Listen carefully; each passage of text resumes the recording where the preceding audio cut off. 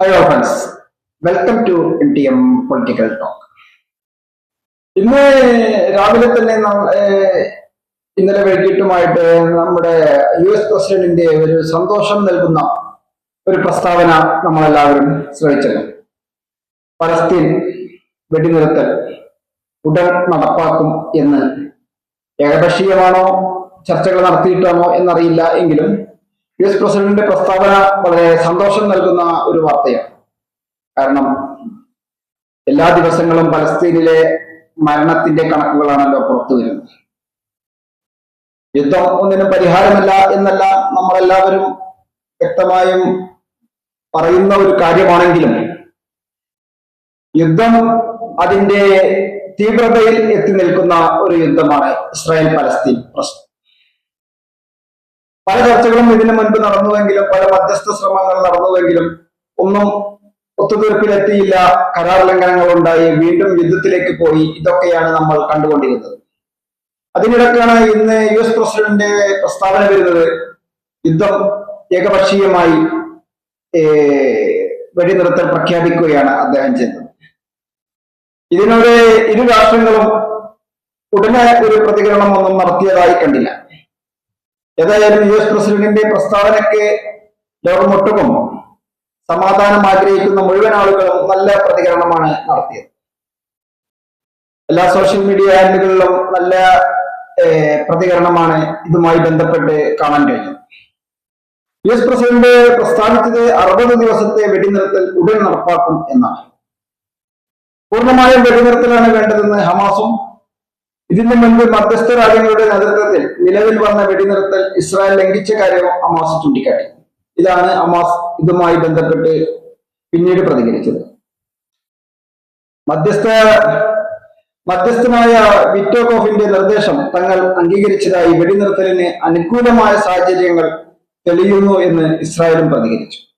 ഇതാണ് പിന്നീട് ഇരു രാഷ്ട്രങ്ങളുടെയും പ്രതികരണം ഉണ്ടായത്. പക്ഷേ US പ്രസിഡന്റിന്റെ പ്രസ്താവന നിലനിൽക്കെ തന്നെ അക്രമങ്ങൾ തുടരുകയാണ് എന്നത് മറ്റൊരു വസ്തുതയാണ്.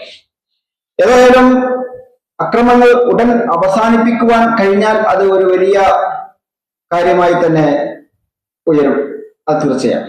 കാരണം നിരപരാധികളായ ഒരുപാട് മനുഷ്യരാണ് ദിവസം തോറും മരണത്തിന് കീഴടങ്ങിക്കൊണ്ടിരിക്കുന്നത്.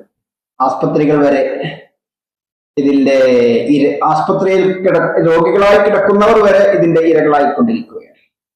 ആസ്പത്രിക്ക് നേരെ ബോംബിട്ട് കഴിഞ്ഞാൽ പിന്നെ ആസ്പത്രിയിൽ കിടക്കുന്ന രോഗികളാണല്ലോ. ആതുര സേവന രംഗത്തുള്ളവർ ഒക്കെ മരണത്തിന് കീഴടങ്ങുന്ന ഒരവസ്ഥയാണ് ഇപ്പോൾ പലസ്തീനിലുള്ളത്. തീർച്ചയായും US പ്രസിഡന്റിന്റെ പ്രസ്താവന യാഥാർത്ഥ്യമാകട്ടെ എന്ന് ലോകമൊട്ടുക്കും സമാധാനം ആഗ്രഹിക്കുന്ന മുഴുവൻ ആളുകളും ആഗ്രഹിക്കുകയാണ്. തീർച്ചയായും ഒരു സമാധാന അന്തരീക്ഷം US-ൽ സമാധാന അന്തരീക്ഷം ഉണ്ടാവട്ടെ എന്ന് എല്ലാവരും ആഗ്രഹിക്കുന്നു. തീർച്ചയായും US പ്രസിഡന്റിന്റെ പ്രസ്താവന യാഥാർത്ഥ്യത്തിലേക്ക് എത്തട്ടെ. അതിനുവേണ്ടി മറ്റ് ഇസ്രായേൽ പലസ്തീൻ യുദ്ധത്തിന്റെ മധ്യസ്ഥത വഹിക്കുന്ന ഇരു രാജ്യങ്ങളും അതിനുവേണ്ടി പ്രയത്നിക്കുമെന്നും നമുക്ക് പ്രതീക്ഷിക്കാം. ഏതായാലും ഒരു നല്ല വാർത്ത ശ്രമിക്കുവാൻ സാധിച്ചു എന്നുള്ളത് ലോകമൊട്ടുകുമുള്ള ആളുകൾ സോഷ്യൽ മീഡിയയിൽ പങ്കുവെക്കുകയുണ്ടായി. വലിയൊരു ദുരന്തം ആണ് ഇപ്പോൾ നടന്നുകൊണ്ടിരിക്കുന്നത് ഇസ്രായേൽ പലസ്തീൻ യുദ്ധം. അതേമാതിരിത്തെ ഒരു യുദ്ധം തന്നെയാണ് യുക്രൈൻ റഷ്യ യുദ്ധം. അത് വേറൊരു അറ്റത്ത് നടക്കുന്നു, ഇത് വേറൊരു അറ്റത്ത് നടക്കുന്നു എന്നതൊഴിച്ചാൽ രണ്ടും ദുരന്തങ്ങളുടെ മുഖം തന്നെയാണ്. ഏതായാലും ഇരു യുദ്ധങ്ങളും അവസാനിക്കട്ടെ എന്ന് നമുക്കും പ്രത്യാശ പ്രകടിപ്പിക്കാം. പലസ്തീൻ ഇസ്രായേൽ യുദ്ധത്തിലാണ് ജീവഹാനി കൂടുതൽ സംഭവിച്ചു കൊണ്ടിരിക്കുന്നത്. US പ്രസിഡന്റിന്റെ ഇടപെടലുണ്ടായി അതിനൊരു പരിഹാരം കാണാൻ സാധിക്കുകയാണെങ്കിൽ ലോകമൊട്ടുക്കുമുള്ള ജനങ്ങൾ, സമാധാനം ആഗ്രഹിക്കുന്ന ജനങ്ങൾ അത് പോസിറ്റീവായി ഇപ്പോൾ തന്നെ ആ പ്രഖ്യാപനം സ്വീകരിച്ചു കഴിഞ്ഞു. അതിനുവേണ്ട നടപടികൾ ആരംഭിക്കുവാൻ US-നും സാധിക്കട്ടെ എന്നൊക്കെയാണ് നമുക്ക് ഇതിൽ പറയാനുള്ളത്. തീർച്ചയായും ഒരു സമാധാന അന്തരീക്ഷം ആഗ്രഹിക്കുന്ന ലോകത്തിലെ മുഴുവൻ ആളുകളും യുദ്ധം എത്രയും പെട്ടെന്ന് അവസാനിപ്പിക്കുവാൻ സാധിക്കട്ടെ എന്ന് നമുക്കും പ്രത്യാശ പ്രകടിപ്പിക്കാം. US പ്രസിഡന്റിന്റെ പ്രസ്താവന യാഥാർത്ഥ്യത്തിലേക്ക് എത്തട്ടെ എന്ന് നമുക്ക് പ്രതീക്ഷിക്കാം. തീർച്ചയായും ഈ വീഡിയോ മുഴുവനായും വീക്ഷിച്ച താങ്കൾക്ക് നന്ദി. ഈ ചാനൽ ഇതുവരെ സബ്സ്ക്രൈബ് ചെയ്തില്ലെങ്കിൽ സബ്സ്ക്രൈബ് ചെയ്യുവാനും അഭിപ്രായ നിർദ്ദേശങ്ങൾ എന്താണെങ്കിലും അത് കമന്റ് ബോക്സിൽ രേഖപ്പെടുത്തുവാനും ലൈക്ക് ചെയ്യുവാനും ഉറപ്പിക്കുകയാണ്. നന്ദി, നമസ്കാരം. അടുത്തൊരു വീഡിയോയുമായി വീണ്ടും കണ്ടുമുട്ടും വരെ, വീണ്ടും സന്ധിക്കും വരെ വണക്കം.